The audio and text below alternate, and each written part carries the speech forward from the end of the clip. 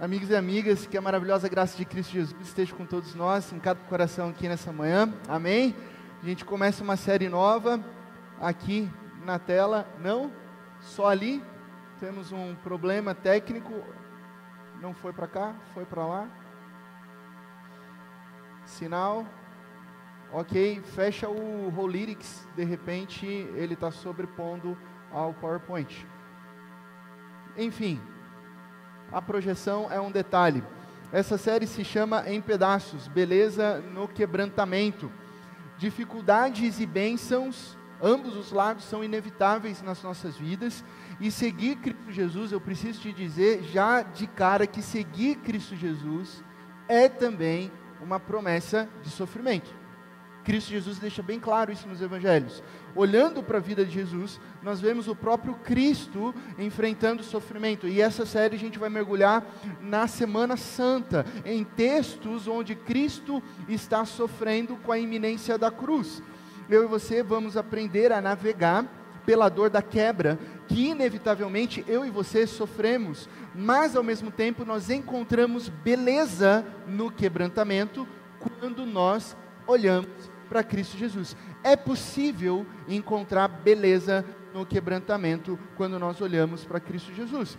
O que Deus espera de nós quando nós estamos em meio ao sofrimento? Essa é uma importante pergunta.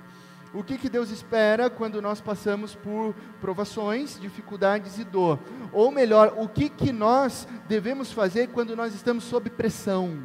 Sob pressão. Esse é o tema do nosso primeiro encontro, sob pressão. O que a gente faz quando nós estamos pressionados, né? Quem aqui já se sentiu assim? Nossa, pastor, eu estou pressionado, essa semana eu estou apertado, essa semana parece que eu estou carregando um peso, estou numa prensa, literalmente. Acho que todos nós passamos por isso, não é? Para conectar nossa mensagem aqui como introdução, quem aqui já assistiu ou já ouviu falar daquela nova minissérie da Netflix chamada Adolescência? Alguém já assistiu? Levante suas mãos. Olha só, o pessoal aqui, algumas pessoas já assistiram. Essa recente minissérie Adolescência trouxe à tona a importante discussão sobre a saúde mental da nossa geração, principalmente na série no que se refere aos adolescentes e pré-adolescentes. Lembrando, né, eu gosto de fazer sempre esse lembrete, que minissérie é minissérie, filme é filme, discussão acadêmica é discussão acadêmica. É bom a gente estabelecer esses limites, né? Porque não é porque você maratonou Grey's Anatomy que você pode medicar alguém, sabe? Ou que você pode fazer mini cirurgia. Tem gente que tem 8 temporadas de Grey's Anatomy. Eu acho que eu não preciso fazer medicina. Não é por aí, tá? Não é porque você assiste The Chosen que você não precisa mais ler a Bíblia, tá? Não é por aí. E não é porque você assistiu Adolescência que agora você consegue diagnosticar doenças da alma nas pessoas que você se relaciona. Nossa, professor, eu acho que aquela criança ali, ela deve ter TDAH. Eu falei, sério? Por quê? Não, porque tem um sobrinho na minha família. Eu falei, você é formado em quê? Em engenharia mecânica. Eu falei, tudo a ver, né? Posso só perguntar para alguém da área profissional da psicologia? Claro, pastor, mas é batata, né? Aí eu vou e pergunto para alguém da área da psicologia, sabe aquela criança e tal, sei lá o quê?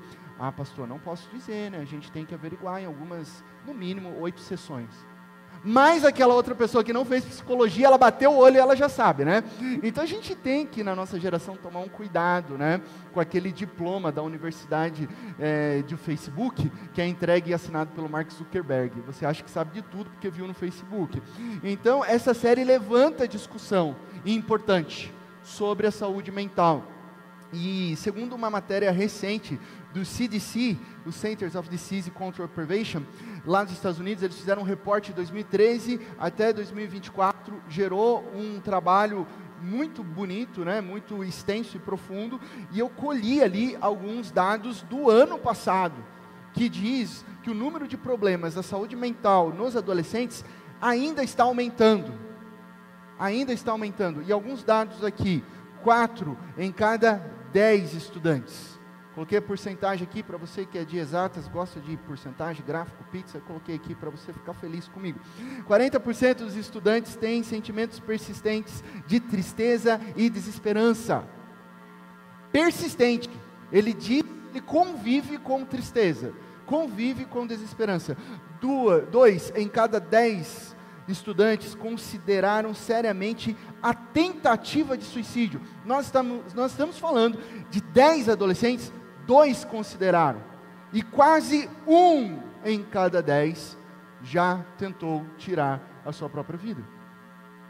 Esses são dados reais, que quando nós trazemos para a nossa realidade, e nessa realidade aqui, onde a gente tem cerca aqui de 100 pessoas, provavelmente nós temos aqui 30 pessoas que sofrem com tristezas profundas. Esses dados destacam o nível de pressão que muitos adolescentes estão sofrendo, e não só os adolescentes, mas os adultos também. Pense por um instante nesses dados, quase metade da população tem um sentimento de desesperança. Isso é sério. E a sociedade não sabe, e a sociedade não tem condições de mudar essa realidade. Por quê? Pois se no fim da jornada, ou no fim do poço, não há Deus, não há céu, não há redenção, não há uma realidade eterna com Cristo Jesus, então tudo o que nos resta nessa vida é desespero inflexível. Se não há Deus, se não há esperança em Cristo Jesus, só nos sobra desespero. Por isso que a sociedade não tem a ferramenta para trazer a solução. Ou seja, o sentimento de tristeza e desesperança na sociedade é real. Esse dado aqui só aponta uma realidade. A pressão que nós sentimos é real. E é somente em Cristo Jesus que nós podemos encontrar esperança quando nós estamos sob pressão. Acompanhem comigo o texto base dessa manhã, que se encontra lá em Marcos capítulo 14. Marcos capítulo 14, nós iremos ler do verso 32 ao verso 42. Marcos capítulo 14, a partir do verso 32, diz o seguinte, a palavra de Deus: então foram para um lugar chamado Getsemani, e Jesus disse aos seus discípulos: sentem-se aqui enquanto vou orar. Levou consigo Pedro, Tiago e João e começou a ficar aflito e angustiado. E lhes disse: a minha alma está profundamente triste, numa tristeza mortal, fiquem aqui e vigiem.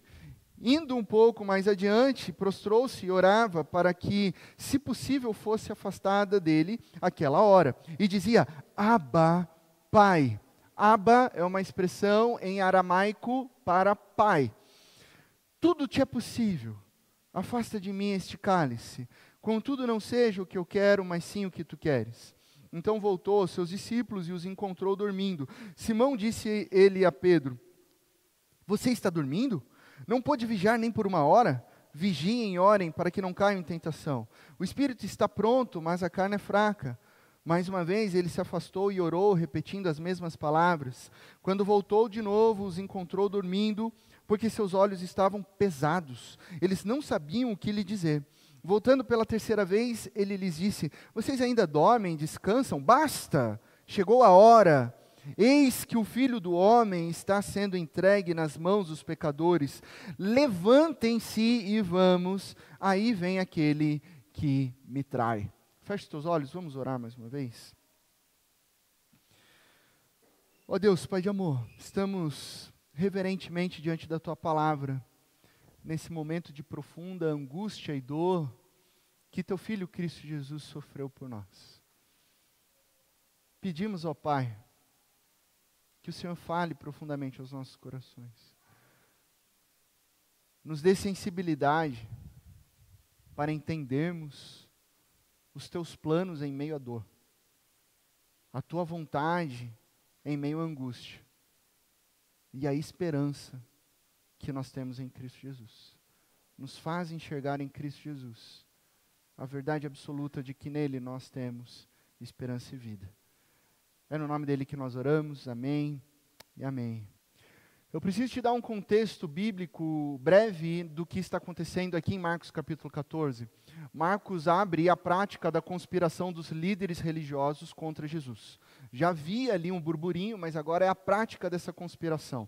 Antes da última ceia, no verso 10, Judas, o traidor, faz um acordo com os líderes para entregar Cristo Jesus. Aquilo já está acertado, ele já vai ele vai receber uma quantia de dinheiro, enquanto o próprio Cristo Jesus, versículos após, vai celebrar usando pão e vinho para simbolizar o seu próprio sangue, que será derramado numa cruz, a fim de redimir o seu povo.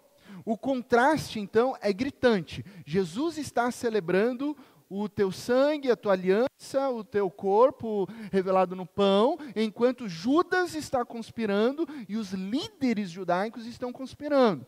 Esse Marcos vai localizar esses eventos à noite. E enquanto a meia-noite se aproxima, aumenta a pressão sobre Cristo Jesus e ele convida os seus discípulos a se reunirem em oração. Jesus se sente pressionado e convida os discípulos para orarem com ele. Jesus está sob pressão, a maior pressão da sua jornada. A sua alma estava profundamente triste, numa tristeza que o versículo bíblico diz que é uma tristeza mortal, é aquela vontade de morrer, porque não há como viver. E essa narrativa nos ensina o que Jesus fez neste momento de dor. O que você faz quando a sua alma está nessa tristeza? Qual que é a tendência do seu coração quando você se encontra nessa angústia profunda que não se pode medir? O que você faz quando você não consegue visualizar a esperança?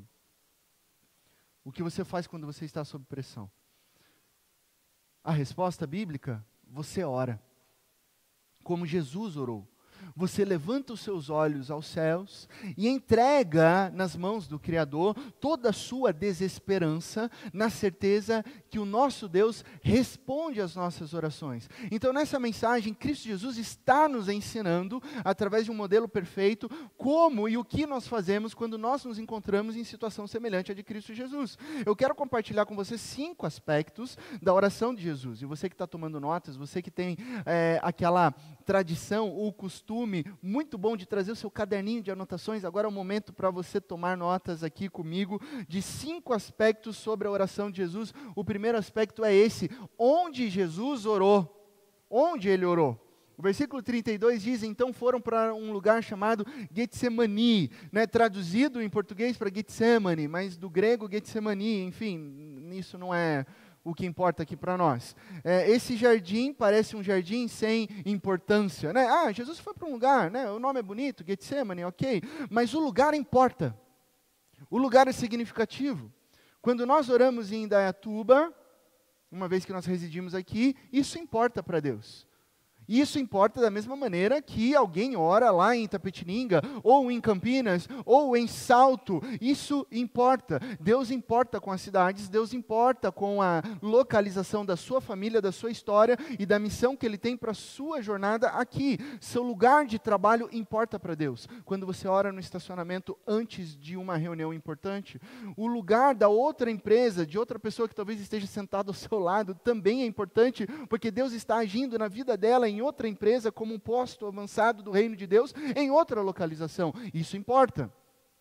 Ambos os lugares importam para Deus. E Jesus sabe que será preso em breve, ele está sob pressão, e intencionalmente Jesus escolhe orar no jardim de Getsemane.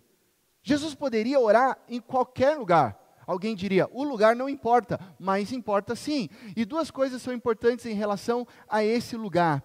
Primeiro, que o lugar é familiar. É familiar para Cristo Jesus, esse jardim. É um jardim que fica situado até os dias de hoje, no sopé do Monte das Oliveiras. Se você fazer uma viagem, uma excursão para lá, você vai encontrar lá no Monte das Oliveiras o jardim do Getsemane. E Jesus frequentemente orava lá. Assim diz o texto bíblico de Lucas 22, 39. Como de costume, Jesus foi ao Monte das Oliveiras para orar. Como de costume. Jesus tinha esse lugar de oração. Não foi o primeiro dia de Jesus orando lá. Jesus não ficou esperando acontecer um maior momento de pressão para que então ele orasse num lugar importante. Não, o texto está reafirmando que Jesus orava frequentemente. Opa, a gente pode trazer uma lição importante aqui.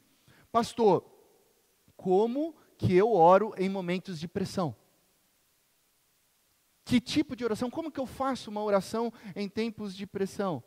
Como que eu desenvolvo isso? Como que eu aprendo? Resposta: orando sempre antes desse momento chegar.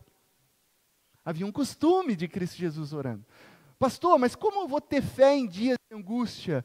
Tendo fé em Deus nos dias comuns, nos dias ordinários, desenvolvendo a fé a cada dia, para quando chegar a angústia, você ter a fé desenvolvida. Então nós gostamos, por exemplo, da história de Daniel na cova dos leões, né? As crianças amam essas histórias, né? A história de Jonas, Daniel, porque tem bicho grande, porque tem leão e tal, e Daniel foi jogado na cova dos leões, orou a Deus, e o que aconteceu? O texto bíblico diz que Deus enviou um anjo e fechou a boca dos leões, né? E aí as crianças ficam, uau! E às vezes nós adultos também, nossa, quando eu chegar na cova dos leões um dia, eu vou orar, mas só quando eu chegar lá.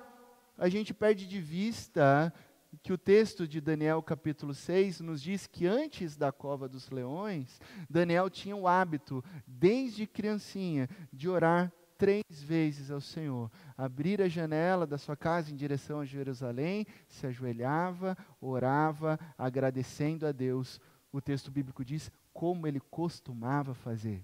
A prática da oração desde a infância. Por isso que nós trazemos os nossos filhos todos os domingos aqui na IP Park. Por isso que você vem aqui todos os domingos aqui na IP Park para adorar a Deus dominicalmente. Por isso nós nos reunimos em pequenos grupos de vida. Por isso a importância de ler a palavra de Deus diariamente, para que ela vá alcançando morada e seja guardada em nossos corações.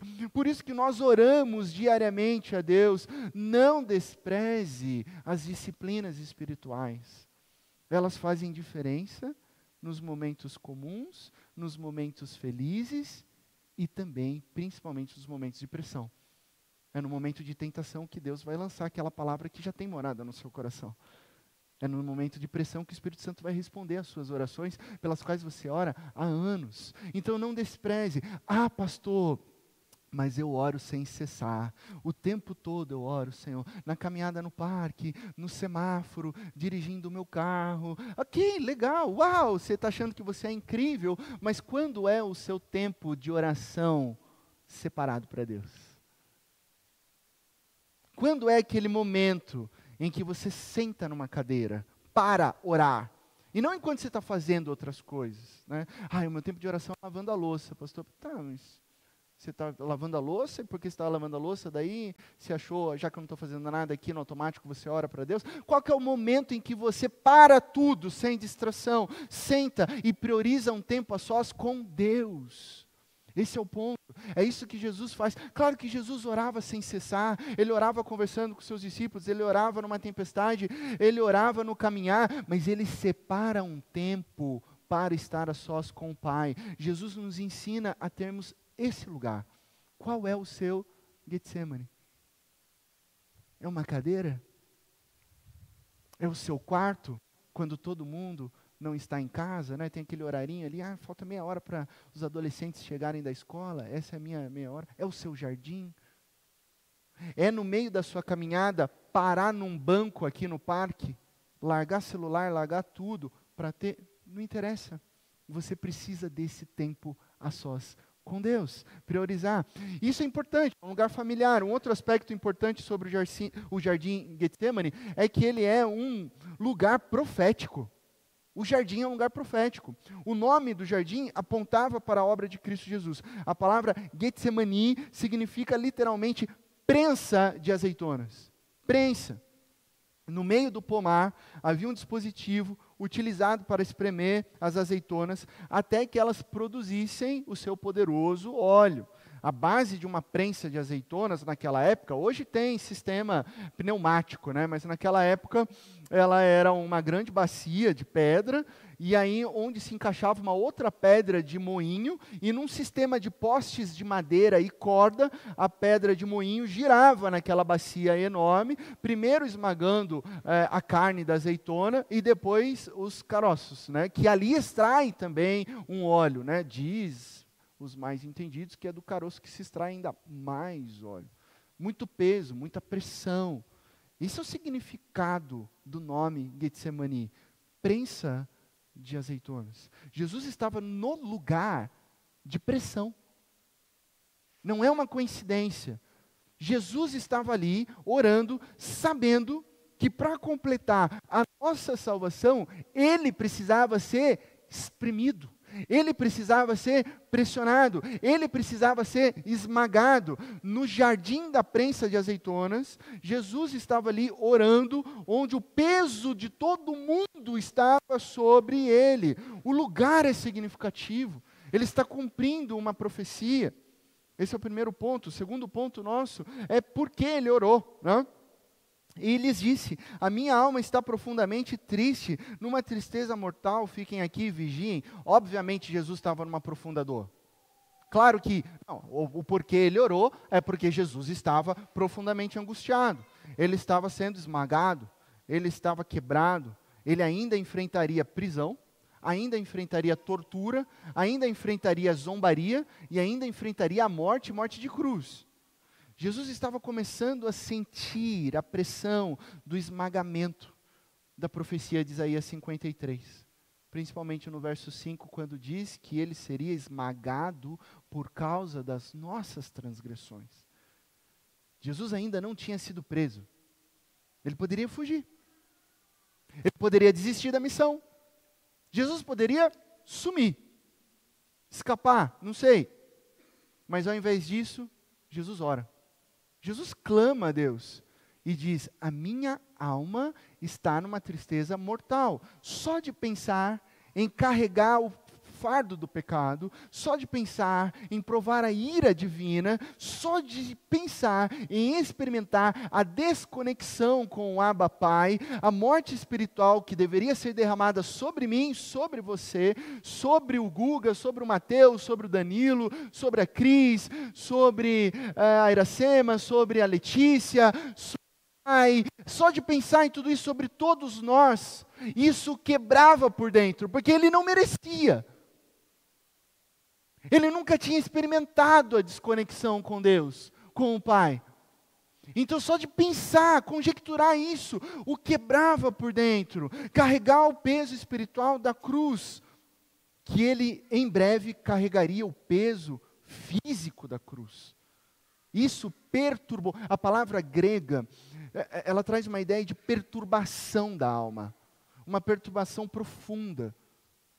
O outro evangelista nos informa que Jesus chega a suar sangue, tamanha pressão.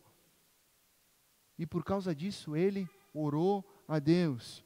E mais, Jesus ora também porque ele queria que nós hoje soubéssemos desse caminho, soubéssemos disso, que mesmo na provação, nas dificuldades, na prensa, ele continua sendo o nosso guia, ele é o nosso único caminho verdadeiro e vivo para o Pai. Então Jesus ora porque ele também nos ensina a prática da oração.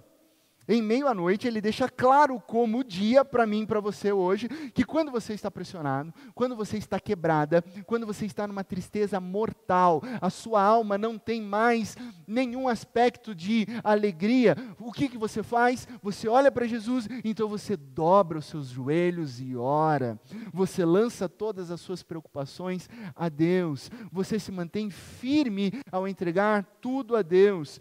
É o porquê Jesus ora, para nos manter firmes, porque Ele é o nosso bom pastor, Ele é o nosso Salvador, Ele é o nosso mestre, que passa toda a pressão antes de nós, para que nele nós vencêssemos todas as dificuldades. Onde Ele orou, importa. Por que Ele orou, importa. Nosso terceiro ponto é como Ele orou. Como é que Jesus ora? Os versículos 33 e 35 dizem para mim e para você: levou consigo Pedro, Tiago e João e começou a ficar aflito e angustiado. Indo um pouco mais adiante, prostrou-se e orava para que, se possível, fosse afastada dele aquela hora. Primeiro aspecto que a gente retira aqui desse ponto, né, como Jesus ora, é que Jesus não ora sozinho. Jesus não ora sozinho. Tem uma lambança no texto dos amigos de Jesus, que não conseguem orar com ele, mas esse não é o ponto da nossa reflexão hoje. O fato é que Jesus não ora sozinho. Ele traz pessoas com ele. Jesus tinha 12 discípulos, não é? 12. Nesse momento, 11, porque Judas já tinha fechado com a traição. Mas Jesus tinha 11. Dentre esses 11, Jesus tinha 3 amigos muito íntimos: Pedro, Tiago e João. Se você pensou no barquinho, é porque você tem uma tradição cristã muito boa, né? Mas é Pedro, Tiago e João. Eles são íntimos de Jesus. A quem Jesus mostrava mais detalhes, coisas que Jesus não mostrava para os outros discípulos, mas que Pedro, Tiago e João sabiam. Lugares em que Pedro, Tiago e João estavam com Jesus, mas André, por exemplo, não estava. E isso é interessante porque o próprio Jesus nos mostra níveis de intimidade relacional. Isso é muito legal. É natural que você tenha mais familiaridade com os amigos do seu PGV. A nossa igreja hoje, dominicalmente, ela é grande. Como é que você vai ter o mesmo nível de intimidade com todo mundo aqui? Então é natural que no PGV você converse sobre coisas mais profundas. É natural, eu digo mais do que natural, é necessário para a sua história com Deus que você tenha dentro dos seus amigos cristãos 3 ou 4, mais próximos ainda, que você pode abrir o seu coração. Que você pode contar os segredos da sua alma, que você pode ser curado no meio da oração, como diz Tiago, capítulo 5, verso 16. Confessar os seus pecados e ser curado. Você abre a sua alma completamente. São para 3 ou 4. E é legal que Jesus mostra para a gente, então, que isso não é panelinha, né? Isso não pode ser panelinha, porque se for panelinha, Jesus fez panelinha. Não, Jesus não fez panelinha. Então, o que é isso? Não é acepção de pessoas. É simplesmente níveis e camadas mais profundas de intimidade. Antes eu sofria, né, com algumas falas que eu recebia, né?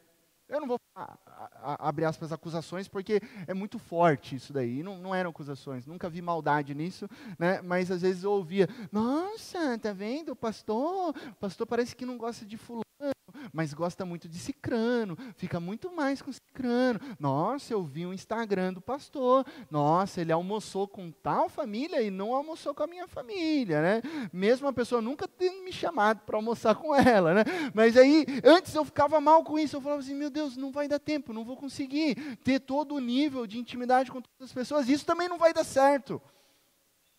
Nossa, mas o pastor conversa só com esse, não conversa com aquele e tal. Vou embora dessa IP Park, nunca mais vou aparecer aqui. Estou de mal com Deus, né? Aí a pessoa desconta aí em Deus, né? E antes eu ficava mal com isso. Às vezes eu entrava em crise. Até que eu percebi que Jesus chamava algumas pessoas para alguns eventos específicos. Pedro, Tiago e João foram chamados para a ressurreição da filha de Jairo. Já pensou a narrativa? André assim, me chama Senhor, me chama Senhor. Não, só vai vir Pedro, Tiago e João. Ah, Jesus, você fica com essa panelinha, eu queria ver aquela menina ser ressuscitada. Não tem disso, os discípulos não têm disso. Eles sabem, eles entendem. A transfiguração, quem viu a transfiguração de Jesus? Os 12? Não, só Pedro, Tiago e João. Quem está aqui no Getsemane? Só Pedro, Tiago e João.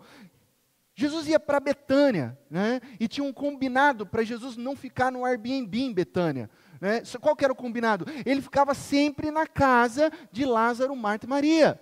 E às vezes tinha outras pessoas, Jesus fica na minha casa. Não, sabe o que eu já combinei com Lázaro, Marta e Maria, eu fico lá sempre.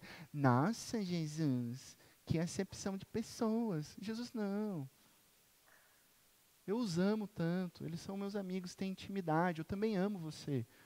Eu também vou dar uma passada, tomar um café lá na sua casa. Mas dormir, eu vou dormir na casa de Lázaro. Aquele por quem depois Jesus chora, tamanha dor da amizade. Então, quando você está com problemas, quando a sua alma está em pedaços, você não abre a sua alma em pedaços para todo mundo. Você não abre as coisas mais profundas e secretas, caras, a dor que te machuca para todo mundo. Porque se abrir para todo mundo num nível de superficialidade, vai ter gente que não vai se importar com a sua dor. Vai ter outros que vão zombar da sua dor. Ainda terão outros que não sabem lidar, não te conhecem e vão mandar uma frase clichê gospel. Ah, confia no Senhor, estou orando por você. Nunca ora, mas fala, beleza, estou orando. E não liga para aquilo. Então você tem que abrir o seu coração para pessoas que você está caminhando num nível de intimidade na fé, que se importam com a sua dor, que convivem com você, que chegam e falam, peraí minha amiga, eu vou orar por você agora, peraí, eu vou tomar um café com você, peraí, essa semana a gente precisa se encontrar, Porque você está abrindo a sua dor e a pessoa precisa receber com reverência o seu sofrimento. Nós precisamos de pessoas íntimas para a nossa jornada. Porque o contrário também é falso, no sentido de eu não preciso de ninguém. Eu não vou abrir meu coração com ninguém. Ah, pastor, eu abri o meu coração com alguém, essa pessoa não orou por mim, ainda me julgou, me chamou de pecadora, me chamou de sei lá o quê, de miserável e tal. Infelizmente, você abriu o seu coração para a pessoa errada. Infelizmente, ela não soube tratar de uma maneira cristã, mas isso não significa que Deus não coloque outra pessoa que seja bênção, que seja um consolo para a sua alma, porque nós precisamos disso. Quando você está com problemas, quando você está em pedaços, você não pode estar sozinho, você precisa estar em comunidade. E aí outro aspecto de como Jesus orou surge aqui. Jesus ora com um senso de urgência. Há uma repetição, há uma urgência, há uma progressão na expressão corporal da oração de Jesus. Ele começa em pé, e depois o que Jesus faz? Quando você junta todos os relatos dos evangelhos, Jesus começa orando em pé, e depois Jesus se ajoelha. Há uma progressão na oração de Jesus. Tem muitas orações que nós fazemos de pé, mas muitas outras que nós nos ajoelhamos diante de Deus. O nosso corpo fala, o nosso corpo ora, e esse é o momento em que Jesus está de joelhos diante de Deus, clamando, porque a alma dele está gritando de dor. Guarde isso. Há muitas orações que nós fazemos de pé, e muitas outras que nós fazemos de joelhos. O texto ainda diz que Jesus não somente ajoelhou, mas Jesus prostrou-se.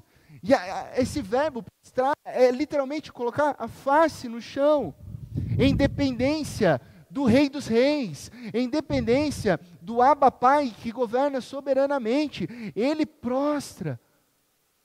Com o corpo ele diz: Senhor, eu dependo inteiramente de Ti, ó Pai. Ele demonstra submissão, ele demonstra que estava sob pressão, ele demonstra que dependia do amor do Pai.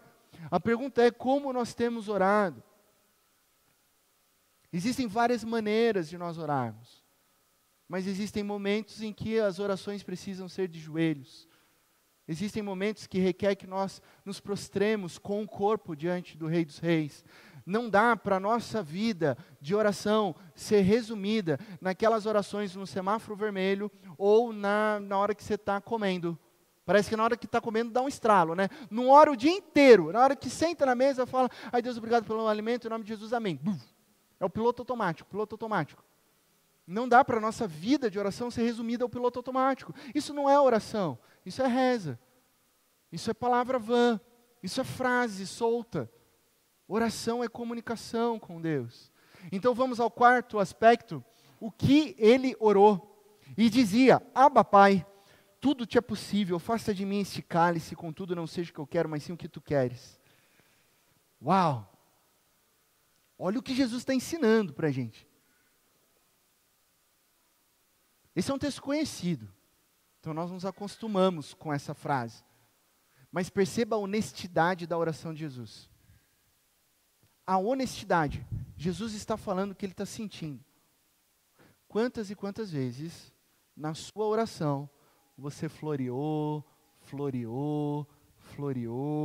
e não disse ao seu Deus o que você sentia, ou aquilo que você achava que precisava. Somos, às vezes, como crianças, pedindo alguma coisa para o pai e para a mãe, sabe? Então, pai, então, mãe, sabe, esse ano eu fui tão dedicada, né, sabe? Então, precisando de um negócio que vai ser tão importante para os meus estudos, para o meu desenvolvimento. Então, sabe, aí fica floreando, e aí você pai, você mãe, bate o olho, o que você fala? O que você quer? Fala para o pai, fala para a mãe, o que você quer? Pode falar. E você vê a criança ou o adolescente floreando. E aí nós, na condição de pais e mães, a gente identifica na hora e a gente fala assim: que bobeira, você está floreando, né? Como meu filho é bobo, como minha filha é boba. Aí a gente olha para as nossas vidas de orações e a gente fala: como a gente é bobo. Como a gente fica floreando e não fala para Deus o que nós sentimos. Ele é o nosso Pai. Então não tem que ficar fazendo introdução, sem nexo, para pedir o que realmente você quer. Muitas vezes nós nem chegamos a pedir de fato o que nós queremos, porque a gente se perde no floreio.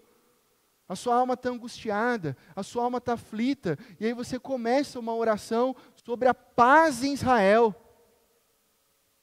Porque você quer dar aquela floreada. Ó Senhor Altíssimo, o grande eu sou, revelado nos profetas do Antigo Testamento, o Deus Pai de Abraão, Isaque, Jacó, cuja semente permanece para todo sempre. Você está naquela introdução. Não que seja errada isso daí, não estou falando isso. Meu ponto, você pegou, né?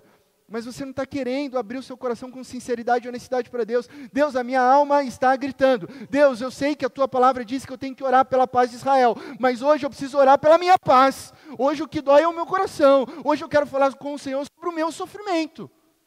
Honestidade. Jesus não orou aqui sobre a paz de Israel. Jesus falou sobre a alma dele. Abba, Pai, tudo te é possível. Afasta de mim este cálice. Nós temos que orar por outras pessoas? Temos. Nós temos que orar pelo governo de Deus? Temos. Nós temos que orar sobre a soberania de Deus? Sim. Jesus está falando sobre ele ali, sobre aquele sentimento dele. Jesus é totalmente honesto. Abba, Pai em aramaico, todas as coisas são possíveis para ti. Então, ainda assim, eu peço. Existe alguma forma de eu não ter que receber esse cálice da sua ira em forma de sofrimento e cruz? Agora a gente começa a perceber o que Jesus está pedindo. Existe alguma maneira? Olha só o que Jesus pediu. Como assim Jesus está pedindo algo que está fora do plano da Trindade, desde antes da fundação do mundo, onde Ele mesmo, sendo um com a comunidade de Deus, estava lá? Aí você fala assim, que oração ilógica é essa? Como assim? O que Jesus está fazendo? Isso está parecendo ilógico. Como que esse pedido se apresenta nesse momento antes da cruz? Jesus está nos ensinando uma coisa maravilhosa que eu preciso que você guarde no seu coração, que é isso daqui. Pode passar mais um slide. Você pode até não querer uma coisa, mas ainda assim querer fazer o que Deus está te chamando para fazer. Parece um paradoxo, mas não é. Existem coisas que nós não queremos fazer. Parece uma afirmação contraditória. Mas ainda assim nós queremos fazer o que Deus está nos chamando para fazer. Jesus está em luta de oração. Oração às vezes é batalha, oração é luta. Jesus está profundamente angustiado e revela honestamente a sua dor. No entanto, depois de revelar a sua dor, ele diz: contudo, não seja o que eu quero, Senhor, mas sim o que tu queres. Não o que eu quero, mas o seu querer, porque na verdade eu quero o teu querer. Então aquilo que eu não quero, eu passo a querer por causa do querer do Senhor em mim. Parece contraditório, mas não é. Por isso que a oração muda o nosso querer. Esse é o poder da oração. Deus responde, transformando inclusive o nosso querer. Então trata-se de uma dependência tão confiante em Deus, que gera no coração de Jesus uma perspectiva sobre o fim, e não do momento. O momento dói, o sentimento machuca, a alma está, ele fala, minha alma está numa tristeza mortal. É aquele momento, é aquele cenário de dor, de sofrimento. Isso é fundamental para nós que sofremos também, reconhecer as nossas dores, reconhecer, hoje a minha alma está triste, hoje a minha alma está abalada. Existem coisas pelas quais nós passamos e dizemos, Senhor, chega, Senhor, eu não aguento mais, Senhor, não dá mais, Senhor, eu não consigo lidar com isso. Deus, na verdade não é porque eu não consigo lidar com isso, eu não quero lidar com isso, isso dói, isso machuca, isso abre uma ferida. Então como que eu vou prosseguir, Deus? Confiando na promessa de que o querer de Deus para as nossas vidas é a esperança certa de um futuro glorioso. Você segue em frente baseado na promessa de Deus, na vontade gloriosa de Deus. E aí você entende uma coisa, que quanto antes você entender, a sua jornada será mais leve. Você vai entender, e aqui eu não estou diminuindo o tamanho da sua dor. Não existe isso de comparativo de sofrimento. O que eu quero que você entenda é que as nossas dores, do tamanho que elas são, e todas elas importam para Deus, são momentâneas. Elas não são para sempre. Vai passar. Nossos sentimentos, inclusive, são mutáveis. Deus trabalha no nosso sentimento. A mesma dor que você viveu no passado e talvez você volte a viver no futuro, o sentimento é diferente porque Deus já trabalhou no seu sentimento. Talvez uma perda lá atrás que foi terrível para você, para a sua história, e você morre de medo de perder novamente. Se acontecer de perder lá na frente, você vai ver que o seu coração já não é mais o mesmo. Ele foi trabalhado, lapidado por Deus no sofrimento. Nossas dores são momentâneas, nossos sentimentos são mutáveis, mas a esperança em Deus é certa. A esperança em Deus é para sempre. Nós precisamos tomar cuidado, porque nós vivemos numa sociedade onde o sentir está governando as nossas histórias, tá?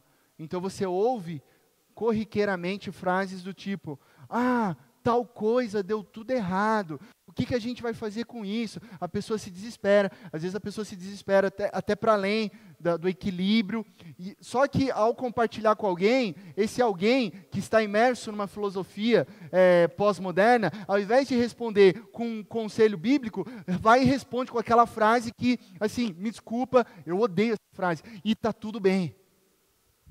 Porque sei lá, aconteceu alguma coisa, e a pessoa responde, e está tudo bem. Não, se eu estou compartilhando para você, é porque não está tudo bem. Se está doendo no coração, não vem falar para mim que está tudo bem, porque não está tudo bem. Não está tudo bem.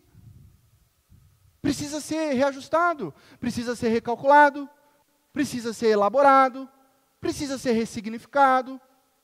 Coisas ruins, atitudes pecaminosas, eu cometi isso, eu menti para você, eu roubei você, e está tudo bem. Não está tudo bem não, gente. Que mundo louco é esse que agora a gente está falando que está tudo bem? Não está tudo bem. Está tudo bem em Cristo Jesus. Está tudo bem no direcionamento de Jesus. Você falhou e não quer arrumar, está tudo bem. Não está tudo bem, precisa arrumar sim. Precisa ter responsabilidade. Aí troca essa frase do está tudo bem e troca para uma que eu gosto mais, né? Assuma seus BOs e arrume para ficar tudo bem. Assuma que você é pecador, pecadora, peça perdão, vá em direção a alguém, resolva, não fique parado, assuma, e aí você vai ver a restauração. O que importa é seguir o meu sentimento. O que importa é seguir meu coração. Porque nós, pastor, eu não concordo muito com essa parte da Bíblia. A gente está no nível já assim, eu não concordo com essa parte da Bíblia. Que bom que você não concorda. Muda a tua opinião. Eu tenho que mudar minha opinião? Porque o errado é você, não é a Bíblia. O mundo está tão de ponta cabeça, né, que eu costumo brincar, né, que o muro está andando em cima do gato.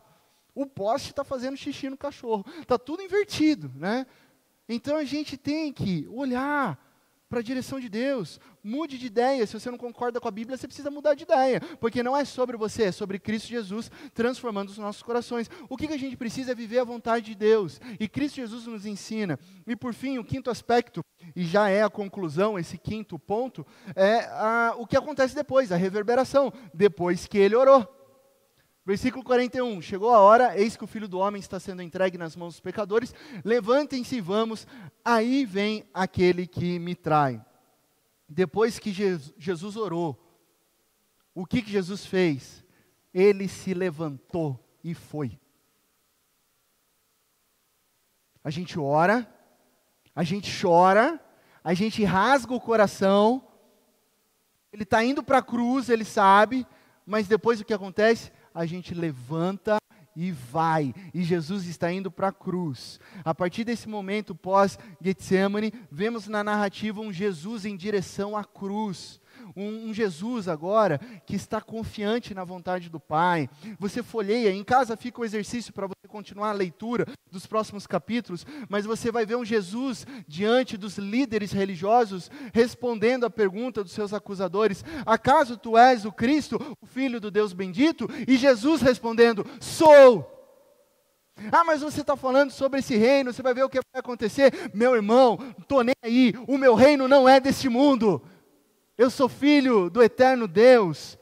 Você vai ver um Jesus diante de Pilatos, e Pilatos conversa com Jesus, e Pilatos, que é um procurador romano, vê na serenidade de Jesus, na calma de Jesus, Pilatos fica impressionado. Quem é esse homem?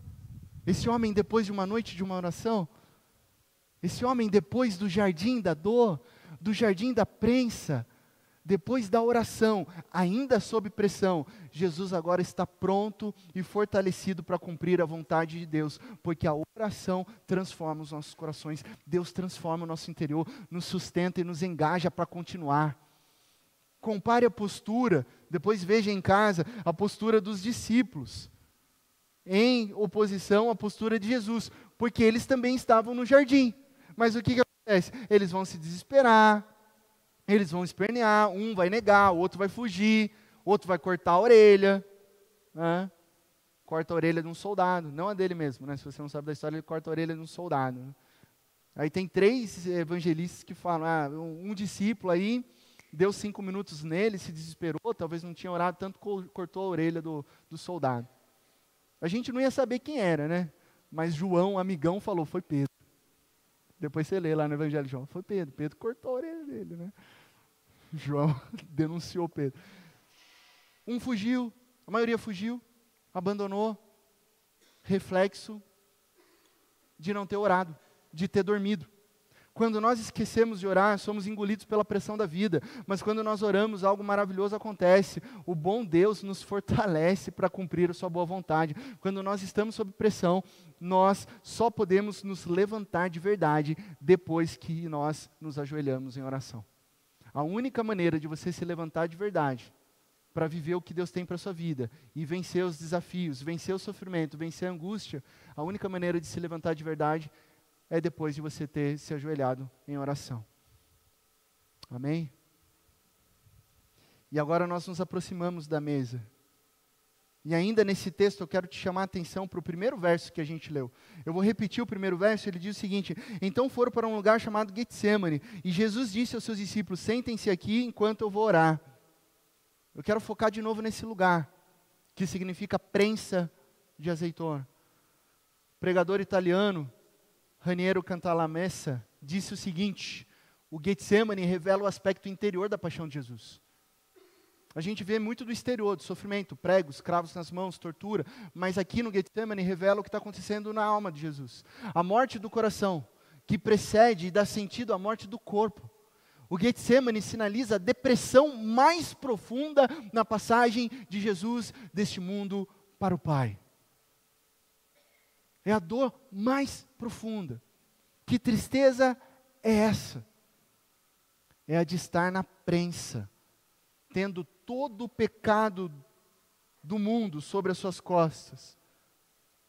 É estar ali na prensa e perceber que a presença que ele sempre teve com Deus parece estar evaporando. A garantia reconfortante do amor do Pai que ele sentia desde a juventude, agora está sendo tirada por causa do peso do pecado que não é dele, mas é nosso. Jesus sente que está se tornando repugnante para o seu Pai, quando ele está a caminho da cruz, ao que parece que Deus desvia o rosto por causa do pecado. Tal vazio, conjecturar esse vazio, horroriza a alma de Jesus.